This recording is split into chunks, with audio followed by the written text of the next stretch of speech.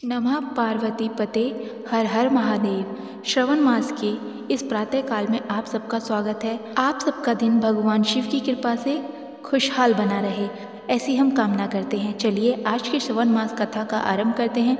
भगवान शिव ने कहा, हे सनत कुमार, अब मैं आपके समक्ष त्रयोदशी तिथि का कार्य बताऊंगा। इस दिन 16 उपचारों से कामदेव का पूजन करना चाहिए।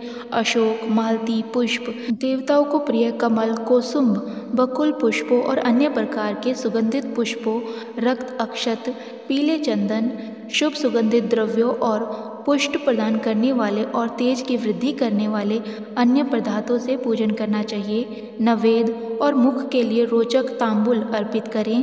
तांबुल में चिकनी उत्तम सुपारी, खैर, चूना, जावित्री, जायफल, लवंग, इलायची, नारिकेल, बीज के छोटे टुकड़े, सोने और चांदी के पत्र, कपूर और केसर, इन पदार्थों को मिलाना चाहिए। मगध देश में उत्पन्न होने वाले श्वेत वर्ण पके हुए पुराने दृढ़ और रसमय तांबुल शंबरासुर के शत्रु कामदेव की प्रसन्नता के लिए अर्पित करने चाहिए। इसके बाद मोम से बनाई हुई बत्तियों से कामदेव का निरंजन करें और पुनः पुष्पांजलि प्रदान करें। इसके बाद उनके नामों से प्रार्थना करें। अब मैं तुम्हें उनके नाम बताता हूँ, ध्यान से सुनिएगा। समस्त उपमानों में सुंदर और भगवान का पुत्र प्रद्युम्न, मीनकेतन, कदरपक, अनंग, मनमथ, मार, कामत्यम संभूत, झचकेतु और मनोभाव, कस्तूरी से सुशोभित, जिनका वक्ष स्थल आलिंगन के चिन्हों से अलंकृत है। हे पुष्प धनवन, हे शंबरासुर के शत्रु, हे कुसुमेश, हे रतिपति, हे मकरध्वज, हे पंचेश, हे मदन, हे समर, हे सुंदर, देवताओं की कार्य सिद्धि के लिए आप शिवजी के द्वारा दग्ध हो गए, उसी कार्य से आप परोपकार की मर्यादा कहे जाते हैं। आपके दिग्विजय करने में बसंत की सहायता निमित्त मात्र है। इंद्र दिन रात आपका मनोरंजन करने में लगे रहते हैं, क्योंकि अपने पद से च्युत होने की शंका में वे तपस्वियों से भयभीत रहते हैं। आपके अतिरिक्त दृढ़ मन वाला दूसरा कौन है जो शिवजी से विरोध कर सकता है? पर ब्रह्मानंद के समान आनंद देने वाले आपका अतिरिक्त दूसरा कौन है? और महामोह की सेनाओं में आपके समान तेजस्वी कौन है?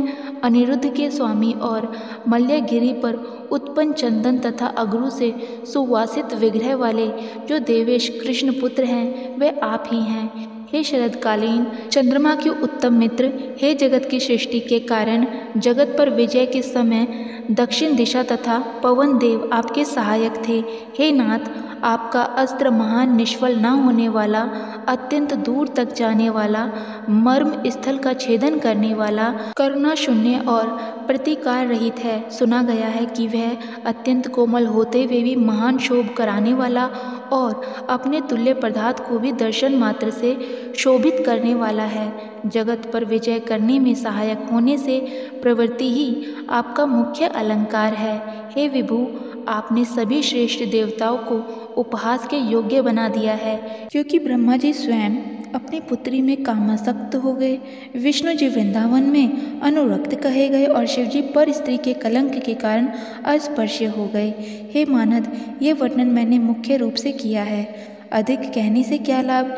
इस श्लोक में अपने वंश में रहने वाला ब्राह्मण वीरल्य है, इसलिए हे भगवान, इस प्रकार की गई पूजा से आप प्रसन्न होइए। श्रवण मास में शुक्ल पक्ष की त्रयोदशी तिथि के दिन पूजा प्राप्त करके कामदेव प्रवृत्ति मार्ग के विषय आसक्त व्यक्ति को अत्यधिक पराक्रम और शक्ति प्रदान करते हैं और निवृत्ति मार्ग में रहने वाले व्यक्ति से अपने विकार को हर लेते हैं। इसका अर्थ है, जो भी संतान प्राप्ति के लिए उनकी इच्छा करता है, वह उनके पास पराक्रमशील और शक्ति बनकर जाते हैं, और जो वैराग्य के मार्ग पर अग्रसर होना चाहते हैं, उनके ऊपर से वे अपना कामदेव का मोह दूर कर देते हैं। श्रवण मास में शुक्ल पक्ष की त्रयोदशी तिथि में अपनी पूजा के द्वारा संतुष्ट होकर यह कामदेव सकाम पुरुष को अनेक प्रकार के अलंकारों से विभूषित और मनोरम स्त्रियां प्रदान करते हैं और दीर्घजीवी गुणों से संपन्न सुख देने वाले श्रेष्ठ वंश परंपरा वाले अनेक पुत्र प्रदान करते हैं। हे मानद, त्रयोदशी तिथि का जो शुभ कृत्य है वह मैंने तुम्हें बता दिया। अब चतुर्दशी तिथि में क्या करना चाहिए वह सुनो। अष्टमी को देवी का पवित्रोपण करने को मैंने आपसे कहा था। वह यदि उस दिन न किया जाए तो चतुर्दशी के दिन भी पवित्रक धारण करवा सकते हैं। चतुर्दशी तिथि को त्रिनेत्र शिव को पवित्रक अर्पण करना चाहिए। इसमें पवित्रक धारण कराने की विधि देवी और भगवान विष्णु की पवित्रक विधि के समान ही है। सिर्फ प्रार्थना और नाम आदि में अंतर कर लेना चाहिए।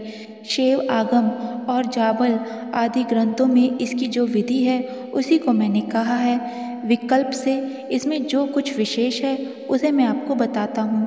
11 अथवा 38 अथवा 50 तारों का समान ग्रंथि तथा समान अंतराल यानी ग्रंथियों के बीच की दूरी ऐसा पवित्रक बनाना चाहिए।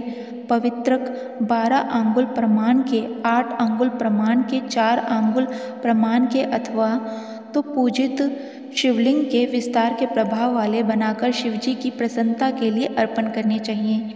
इसकी विधि पहले ही बताई जा चुकी है और फल भी पहले कहा जा चुका है। जो भी व्यक्ति इस व्रत को करता है वह कैलाश लोक को प्राप्त करता है। हे वत्स, मैंने ये सब कुछ आपसे कह दिया, अब आप और क्या सुनना चाहते हैं? इस प्रकार स्कंद पुराण अंतर्गत ईश्वर सनत कुमार संवाद में श्रवण मास मातम्य में त्रयोदशी चतुर्दशी कर्तव्य कथन नामक 20वां अध्याय पूर्ण हुआ और इसके साथ ही हमारी आज की श्रवण मास कथा भी समाप्त हुई। अगली कथा के साथ मिलेंगे कल प्रातःकाल आपके अपने इसी चैनल पर। तब तक के लिए जय श्री राधे कृष्ण।